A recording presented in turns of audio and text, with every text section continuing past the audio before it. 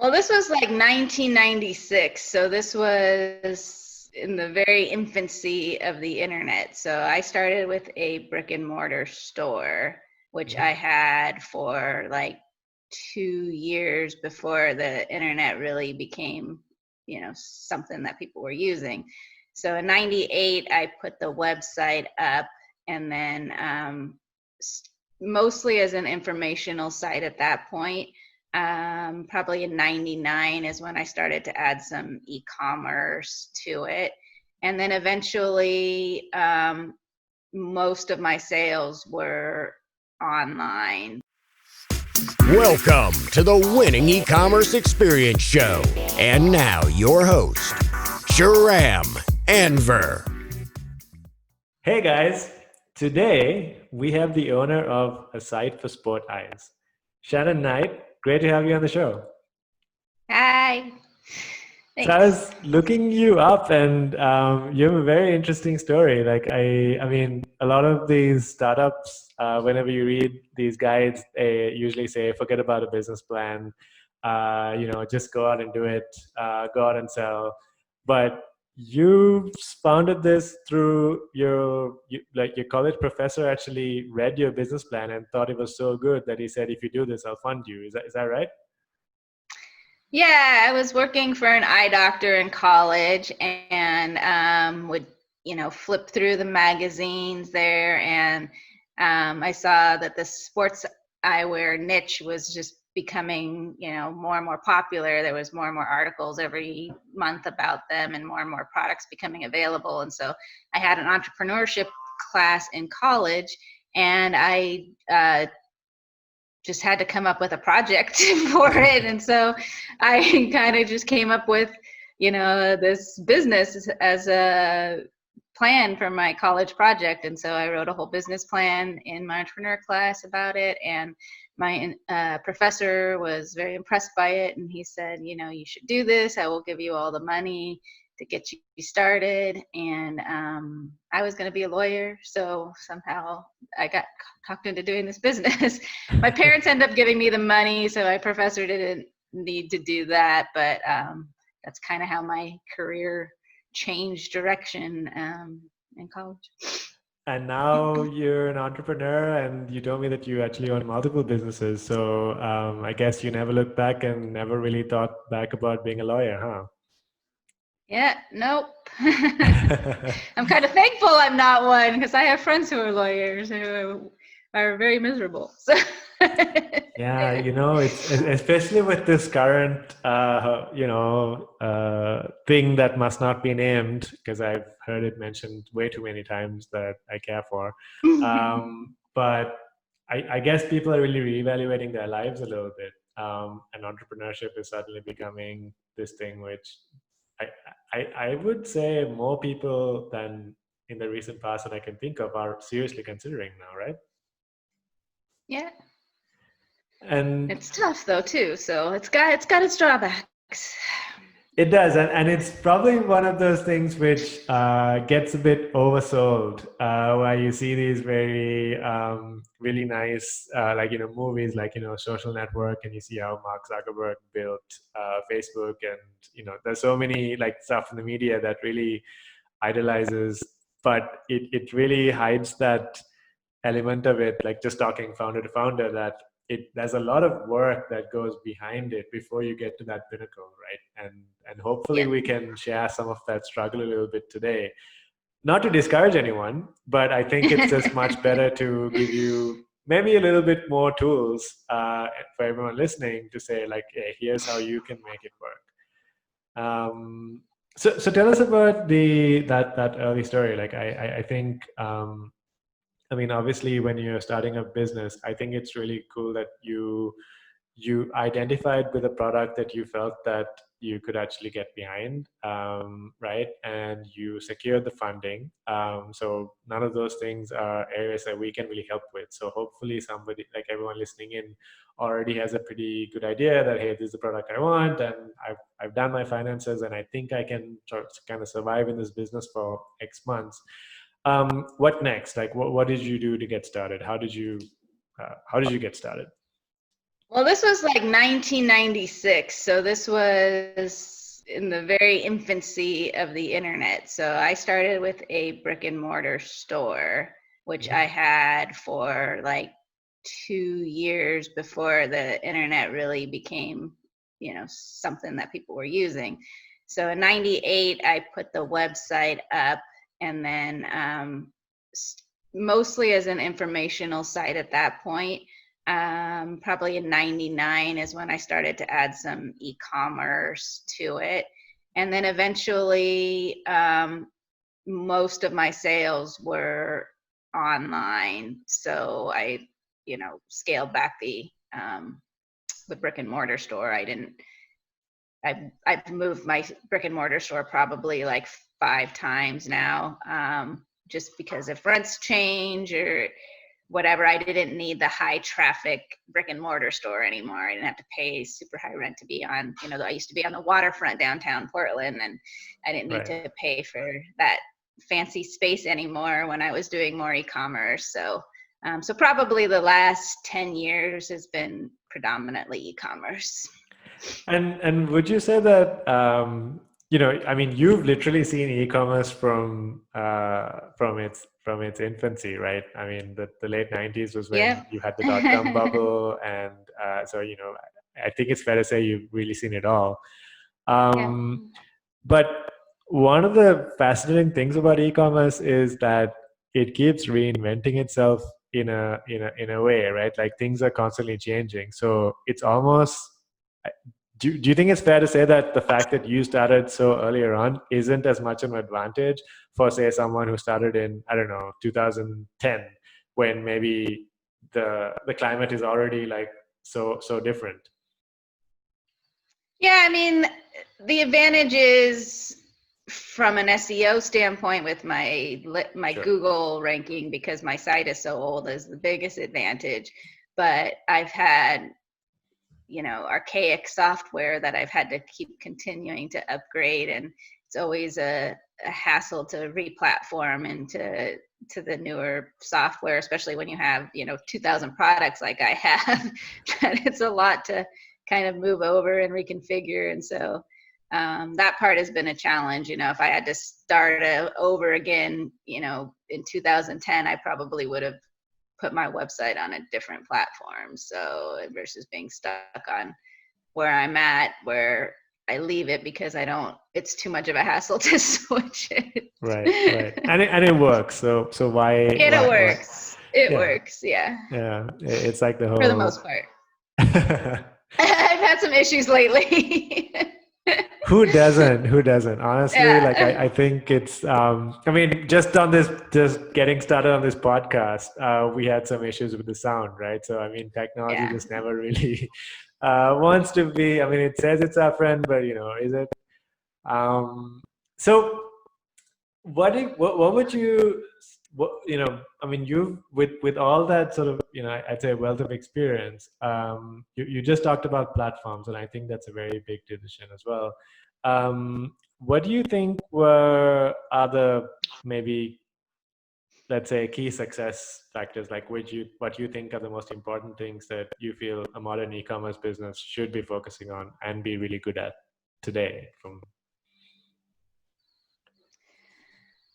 From that perspective, I would say to make sure you have really reliable developers, because I mean, I don't think a lot of people, unless they're big, are going to have in-house developers. So I've had struggles. My biggest struggle right now is probably finding consistent help on the development front. I have people who I thought have been really good, and then I think at some point they get comfortable with you, and so they start putting you on the back burner, and nothing is urgent anymore because they know they can count on your business. This is kind of what I'm experiencing right now. Having the reliable, developer, because I don't know anything obviously about writing code or anything like that. So something breaks and I need it fixed and it's hurting sales, it's like I need someone that can fix it right away. And So I think that's the most important thing, because each day that your site is down or is not working is money out of your pocket. So Sure. that's my biggest thing, is trying to find that. Does that make sort of these, relatively speaking, newer platforms, which are completely managed, like, the Shopify's, the Big Commerce, and these kind of guys, more attractive, would you say, to newer entrants, where, they can just sort of hopefully skip most of that headache, which you actually personally had to go through? I mean, to some degree, I have that from one of my other businesses. I have a hosted platform like that, and they take just as long to get back to me and resolve an issue. So Okay. I wouldn't say that there's any expediency there either. Right. So really just focus on trying to find good help. I guess especially in an area that you identify that, I guess as a founder, you kind of need to wear all the hats in one go. But then there are some hats that just because of a skill level or just a focus perspective, you can't. So you need to find someone reliable to try to plug that hole. And I guess tech is a big part of it, but it sounds like you've got the marketing and everything on hand. I mean, I know now there's quite a few people from the other side who know how to build a website but can't market to save their lives. So then maybe you've got to, okay. So let's talk about the marketing, because I think, even though I think from the tech perspective, it does get a little bit annoying. It is, you could kind of be a little bit formulaic there, but with marketing, I think it's a lot more about creativity and really trying to find who your customer is and things like that. How did you get started? Maybe let's not talk about the brick and mortar store, because obviously you have the benefit of hindsight, where I guess you got to meet people directly. But for the e-commerce side, how did you think about like, how did that evolve when you look at what your customer definition was? Yeah, so mostly by still talking to customers. I mean, I have a complicated product, so we do get a lot of phone calls, and we do talk to a lot of customers. And an average phone call is probably 30 minutes, because it's a complicated product and people want to walk it through and make sure they understand everything like that. So,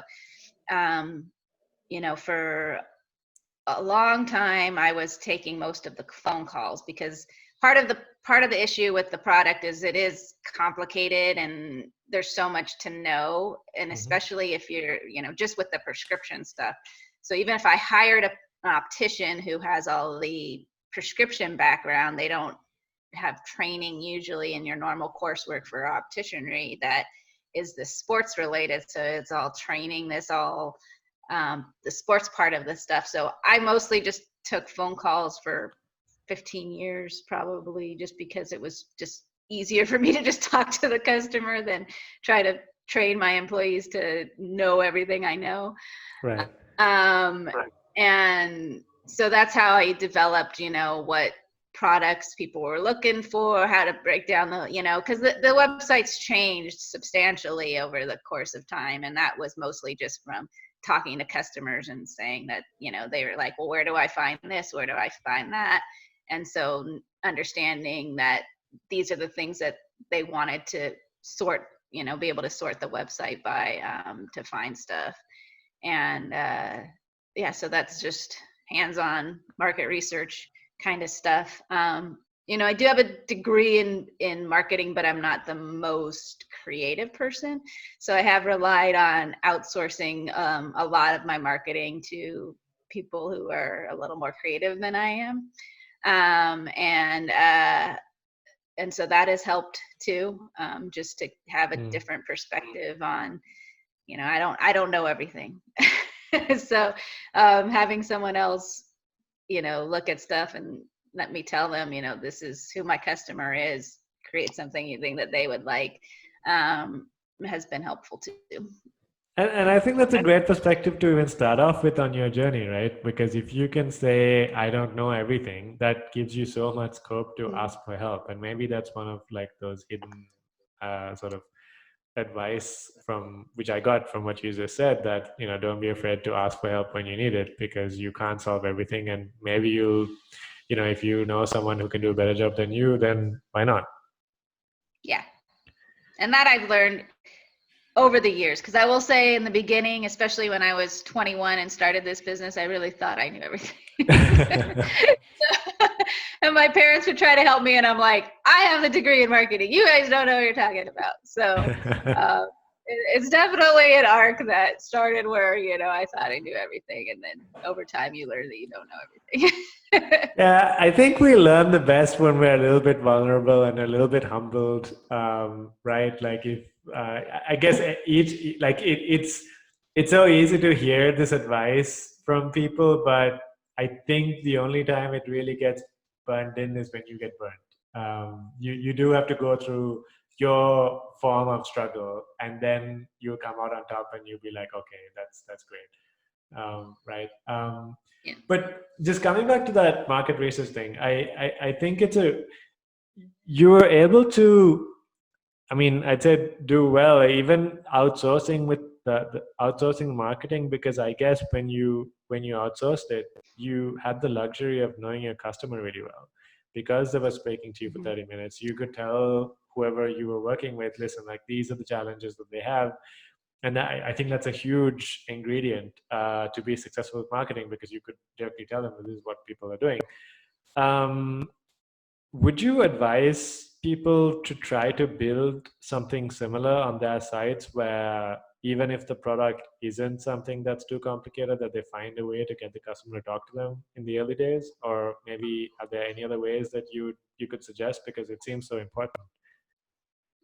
No, yeah, I totally think as much as you can, try to talk to customers. I mean, I know, some people, even myself, I'm more of an introvert, and it's harder for me to talk to people, but sometimes it's the only way to really get the good information, because I've even just in the time since I've had good employees trained, where I've let them take over the phone calls and stuff like that, and they'll come with a question that they don't know how to answer, and then they'll explain it to me, and something always gets lost in translation. So I'd be saying, well, why are they asking this? And so they'd go back and have to go back and ask 20 questions to find out what the real issue that they're having is. And so sometimes it's just easier for me to say, let me take the phone call and figure it out, because something's getting lost in translation here. So so that's why I think it's important for you to really have that conversation yourself, so you really understand all the details, because sometimes you're not always getting the full story otherwise. And you brought up a really important point. And again, I don't think we like the time that we have is going to do justice to this topic, but it's not just being able to talk to customers, but it's also to be able to have the skill to have that conversation, so you can try to unearth the things that the customer is not telling you. Because that's always the case, right? They say X, Y, Z, but you should be like, connect the dots and know it's actually, A, B, C or whatever, and then know what the real problem is.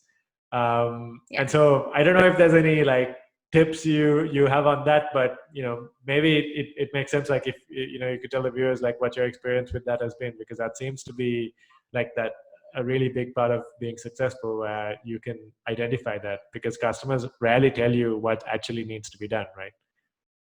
Yeah.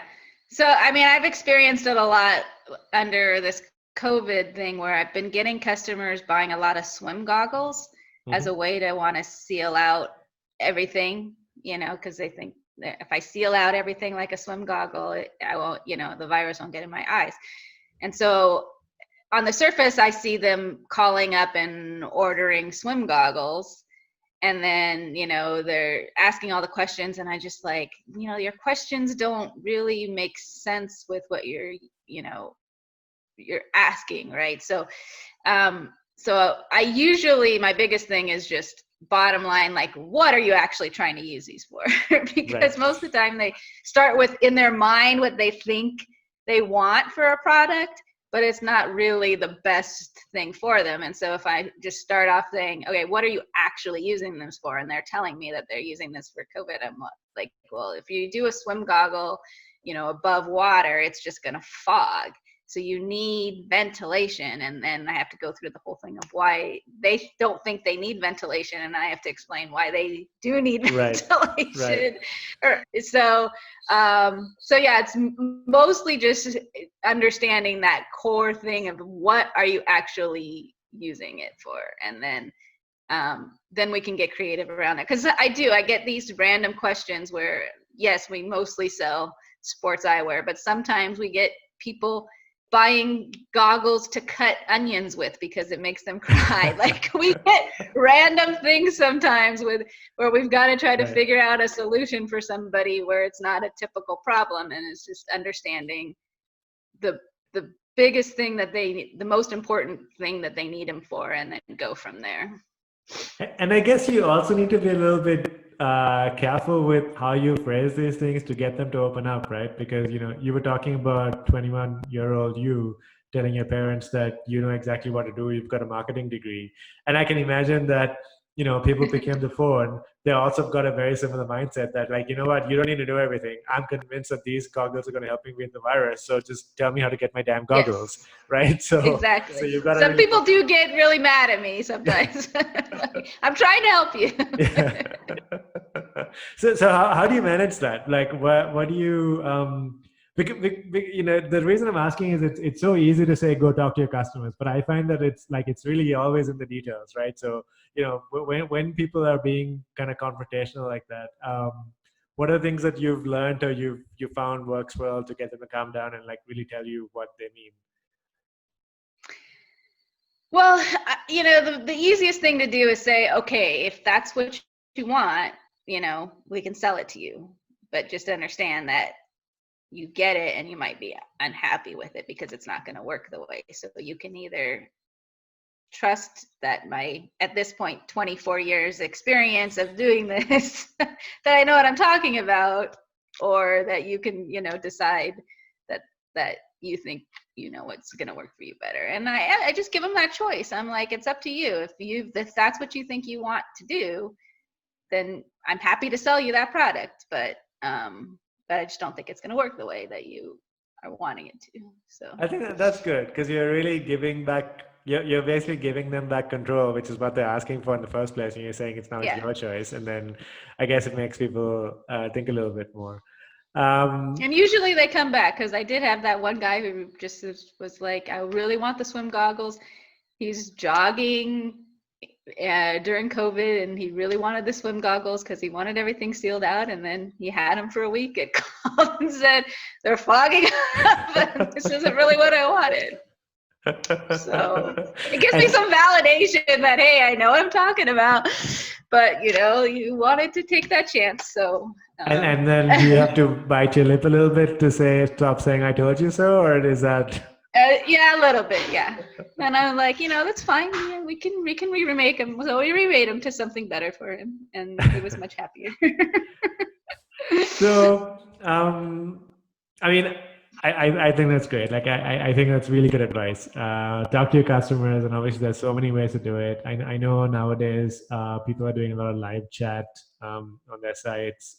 Obviously calling is great because, again, it's a little bit more of a human medium where you can talk to them. And but now that you've been speaking to people, you also have the luxury of being, like, very qualified as being an optician.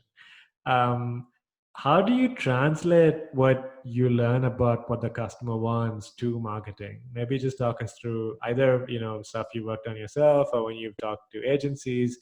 Tell us a little bit about what that process looks like. So I guess one of the biggest campaigns that I'm running right now started from customer feedback. So a lot of, it's spring, and so you've got all the pollens out and everything like that. And so a lot of people are having allergies.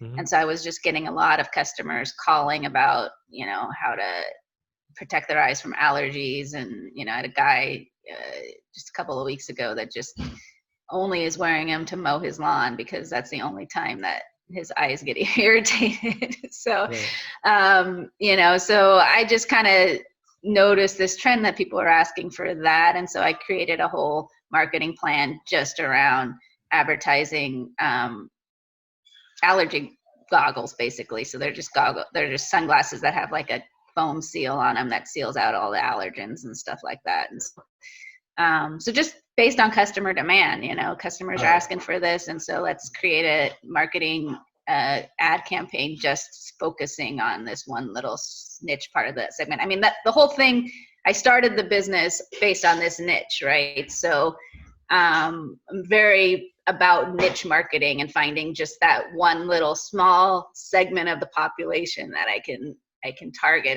and market to instead of trying to market to everyone. Right. I like to focus on little niches. And what you're really talking about here is solving a real problem, right? Like you found, so you've got your customers to tell you, it's almost like you're saying, hey, talk to your customers. They'll tell you the problems they have. Now it's your job as the entrepreneur or the merchant to find a solution that's effective for it, and then base your whole marketing around that. Is that like, would that be a fair Yes. summary? Yeah. Yep. That's exactly what I do. Great, and I guess a big, I mean, one thing I've been hearing is, you know, when it comes to marketing, especially with these campaigns, it's one thing that's very helpful is that when you're thinking about the copy, it's really helpful that when you speak to your customers, you can phrase the problem in the customer's own language, and that seems like very helpful. So maybe that's sort of like a second side effect or side benefit of you talking to customers, right? Where if you know specifically it's allergens, maybe you can say, hey, have you been mowing the lawn and having this problem? Then, you know, people could be like, oh my God, yes, that's me. Is there anything else that, you know, you found that, you know, just by doing this, talking to customers has really helped you maybe be a better marketer? You know, anything else that's similar to that, or? You know, I've learned to kind of going on what you said, like dumb it down a lot, right? Because either, especially with the prescription stuff, you know, they don't know what you're talking about. So I kind of feel like you have to talk it like you're talking to a 12-year-old, you know, because of the complication of all of the prescription and stuff like that. So I've learned over the years that in talking to the customers, if you start talking, you know, big words and that kind of stuff, that they get totally lost and frustrated because they don't understand anything you're talking about. So one of the things I've had to really try to focus myself on and train employees is to just talk like you're talking to a kid. Don't use it like a, you know, demeaning voice or anything like you would, like, you know, talk to your kids, but just try to think of it in the most simplistic terms that you can think of to try to explain something to them, because otherwise they get frustrated because they don't understand what you're talking about. That is such a good point. You know, it's been, I've heard it in many forms, and I guess one of the biggest things is that, like for instance, yourself, you just mentioned that you've been in this business for over 2 decades now, right? So there's stuff which I guess as entrepreneurs we take for granted about our products that seems really basic to us, that maybe I guess we forget along the way that someone who's maybe has no idea about what we do and they're literally just asking a basic question. So the more you phrase it to be accessible, I mean, Apple does a really good job of this. I've looked at, like, you know, I don't know if Samsung's changed recently, but whenever you look at, you know, when the marketing between an iPhone and, you know, whatever Samsung's selling these days, you know, Samsung generally, at least back then, they used to really talk about how much memory it has and how fast the CPU is, and people don't really care. Like you know, Apple's I like, hey, take nice photos. Right. Exactly. Yeah. So that you have to do that with a lot of, you know, I ended up rewriting a lot of my landing pages just to make the language very simple, you know, and instead of saying all these high-tech features. I just say, you know, the nose pads are adjustable, and because they, you know, they'd say like hydrophilic nose pads and all the technical terms, and people are like, I don't know what that is. So I'm just saying, you know, not, you know, the nose pads won't slip down your face, like just making it in simple terms to understand instead of using all the technical terms for everything. And I guess it also actively hurts your sales, because if someone doesn't understand something, you make them nervous, and if they're nervous, they're not gonna, you know, pull the figurative trigger, right? Right. Yeah. And do you find that this probably in a weird way maybe helps to reduce the volume of phone calls of maybe questions that aren't so valuable to your time, where then you Yeah. helping make sure that the calls are more like more direct, right? Yeah. I've done a lot trying to either with video or writing the frequently asked questions and stuff like that to make it really easy for people to find questions themselves so they don't have to call me. But you know, people still sometimes just like to talk to somebody, so we still get a fair amount of phone calls. So I think this is a good point for us to jump into the website, Shannon. Okay. Like this has been some very, very useful, I'd say truth bombs, for lack of a better term. All right, so you want me to share the screen here? Oh, no, it says host disabled screen sharing. Oh, you should be able to, let me make sure you can. All right, go for it. You should be able to do it now. I think Zoom's just changed the security settings recently.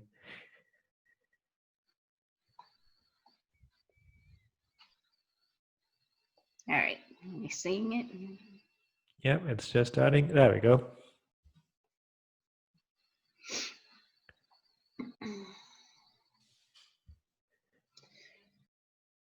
All right, so do you want me to just just talk us through it, because we heard a lot about the niche you're in, and all the advice like simplifying things. It'd be really good to just talk us through how that's sort of come out on the site. Like what have you found really works for you? Okay. Yeah, so we have our main categories up here of the shop by the different brands and the activity. The this men, women, kids thingy we added actually just fairly recently, because we were, even though there was sub menus, on each of the categories to narrow down by this, people were still not seeing it. So we decided to add this here so that it would be a lot easier to find for the specific category. We found out that mostly men, it's mostly men that are more worried about things being for men. Right. So like women don't care if something is made for a man, they'll wear it, but men are very worried that they don't want to be buying something that's made for a woman. Right. So and then the kids too. The kids was important because a lot of people, most everything's in adult sizes, and people wanted to know where kids stuff was. So we made those categories probably in the last 3 or so years, I would say. Mm-hmm. So and then most of the time, if I'm talking to a customer and walking them through the site, I'm telling them to go buy the actual activity that's closest to whatever they're going to do, because sometimes they call with random things that they're trying to use it for. We did add the safety eyewear specifically for sorry, I had to move the screen here. For COVID, so we added this. Yeah, so we added this medical specifically because we were getting so many people. Before, we just had the safety eyewear, and then you go here and it was all kind of sunglass looking stuff, because a lot of the safety stuff is also sunglasses. And our normal safety market is normally for tactical use, so like military use or shooting sports and that kind of stuff, Mm-hmm. or work like construction workers and stuff like that. So most of them were with sunglasses. And so then people were going. So the other thing we do is we record people that are on our website. Mm-hmm. We watch them walk through the website and where they're going, and that gives me a lot of information. Similar to talking to the customer directly, I'm watching where they're clicking on the site or what they're trying to find, what I think they're trying to find and they're not finding. So this is from watching all of the people on the site trying to find safety stuff, because I could see, what term they put in Google to get to our site in the first place, and then they would be getting here and be seeing sunglasses and then leaving, because it wasn't what they necessarily wanted. So that is why we added this page to narrow it down by the medical indoor use, so that when you get there, you're seeing, if my page would load because I'm slow today. So you're seeing more what you would expect to see. That's the clear safety glasses Right. for, COVID. So that's been helpful. And then when someone calls asking for it as well, I can direct them to the same way I got here to show them where to look. So another one that we have that's that is hard for people to find is goggles with helmets straps, because people, football and some other stuff, that things don't fit under the helmet the same way as other sports goggles that you're using for basketball or whatever. So we added this picture here, because even though these come with, the normal earpieces, they have this interchangeable strap here that converts them to be for football. So we used to have just this image here, and people would say, talking to customers on the phone, they would be like, well, that's not going to, that has earpieces, that's not going to fit. And then I'd have to say, well, it has a strap that converts it to be helmet compatible, so it goes over the head. So just adding this picture here that it's available like this, saved me a lot of calls too. And people were able to say, oh yeah, I see that this was going to work under my helmet specifically, because before, they would say, oh, that's not going to work. That's a really good tip. Yeah. So I don't know what else I could show you that's we've done marketing wise to kind of help convert. I mean, I noticed, for instance, if you go back to your homepage, one of the advice we always give people is to keep that banner at the start really simple. I noticed that, you guys have a very clear message there. It's like one of those things which everybody sort of maybe, I guess, forgets a little bit, that you need to really introduce your brand and what you do very quickly, so that people know if it's worth their time. And, coming to your site, it's pretty clear that you guys are, selling stuff, for your eyes. Did you play with this, these banners a little bit here and there, where that, is this sort of influenced by stuff which you came up with, where it's eyewear for all of life's adventures? Yeah, we've messed with it a few times. We go back and forth. We change this out probably every 3 or 4 months or whatever, kind of just depending on the season. But yeah, I've played with the language. We used to say see better, play better, but then when we started getting into more recreational type of eyewear, instead of direct sports eyewear, it didn't make as much sense. So that's why I kind of came up with this eyewear for life's adventures type of thing. So so we focus less on sports, where people kind of associate with like a ball or bat, or a organized sport game, versus more the outdoor recreational type stuff, which people think less of it being a sport, and more as an activity. So Gotcha. So that's kind of why we changed the language. And below, you've again, I think, looks like you've done quite a lot of work with segmenting why people would shop with you. Like I think you've got activities, you've got brands. Yep. So Yeah. so I'm assuming here also it's like based on feedback on how you felt people were browsing your site, right? Right. Yeah. So we changed all of these out really recently to be kind of our best sellers, the things that get asked for the most. And then we also have, where we have the dry eye that I was talking about. This is the stuff we also use for the allergies, because it's designed for dry eye, but works the same way for allergies by keeping out all the extra pollens and stuff like that. So. And I've noticed you mentioned quite a few times that it's since 1996, established in 1996, 20 years.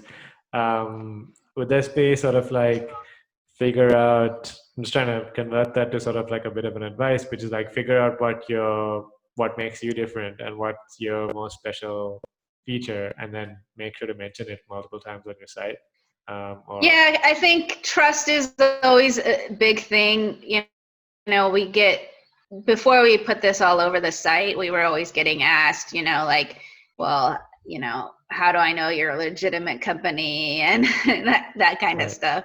Right. So the 1996, I think, gives us a lot of trust, saying, okay, we're, after you order, we're not going to disappear and not be here, Yeah. And you've got the phone number right up there, so people feel like, whatever it is that they can call you. Yeah. And this is, I guess, and that's one of those things that's the simplest thing you can do is answer the phone, because I get that call often where I was like, well, I've called all these other places and no one answers the phone. You guys are the first person that answered the phone. So it's a very simple thing to just, answer the phone. If you grab a phone number and advertise your phone number, answer the phone.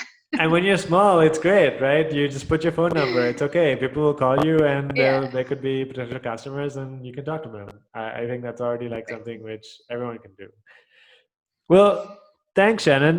Is there anything else you'd like to show us, or because I think you've already shown us quite a lot of tips. Yeah, I guess the only other thing I can show you that we've done, I'll just go here, it doesn't really matter,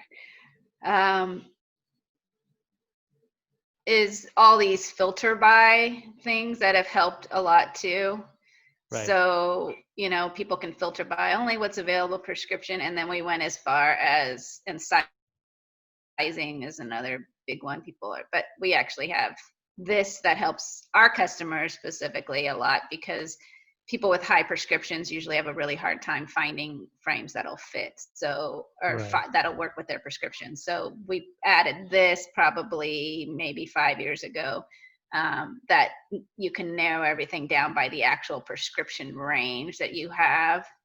So if you've got like a really high power, it'll sort out, only by the ones that'll work with your prescription. Because that was, again, another thing that we were getting calls on all the time, is like, how do I know this is going to work? I have a really high prescription, do you have anything that'll work with my prescription? And so we created those filters and stuff, again, by talking to people and knowing that was important to them. And this is definitely a challenge that comes when you have so many products to sell, right? I mean, right. It's almost like a different kind of, so, anyone who's got over, I don't know, say we're talking about hundreds of products, in your case, thousands, you do need to think a little differently from the other store that's maybe got 3 or 4 where they can really focus their homepage. Like you've got a very different problem to solve here. Yeah.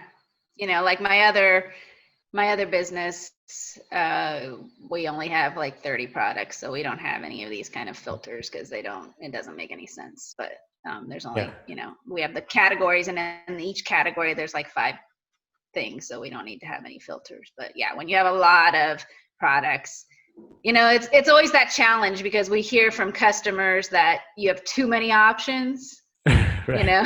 So it's like, what do I pick? yeah, people do better in some ways if you give them like 3 things to choose from, right? So when I talk to customers or they email, and like, I'm really cognizant now to only send them, even though I have 20 products that could work for them, I send them the top 3 products that'll work for them, because people do much better when they have limited options. Gotcha. So let's kill the screen share. I think this has been awesome. I'm really I'm really glad we got so much. Like it's almost like advice from the trench here. So thank you so much, Shannon. Yeah. Let us know if do you have any, I mean, you've, like I said, you've already given us a lot, but do you have any sort of like parting sort of advice for people just starting their businesses in e-commerce, getting into it from, literally decades of experience? I do think it's really important to build a business plan, even if it's, a 3-page business plan. You don't have to write, a novel, but I think it's just really helpful to get all the ideas out there. So there's lots of places that have, free, because I did this with my other business when I bought the other brand that I bought recently. There's lots of places online you can just get a free outline of a business plan, and it just helps you frame your strategy and then what you're going to do.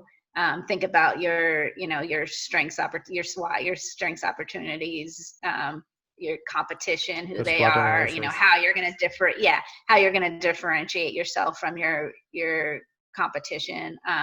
Because it just gets your brain thinking, and gives you a much better idea of where you're gonna go. Yeah, and then I guess it also gives you, like you mentioned, the ability to see if you are hitting your goals or not. Whereas if you don't define them, you don't know if you're doing okay or not, right? It's kind of that loop. Well, Shannon, this has been great. Thank you so much. I really, really appreciate your time. Yeah, thank you.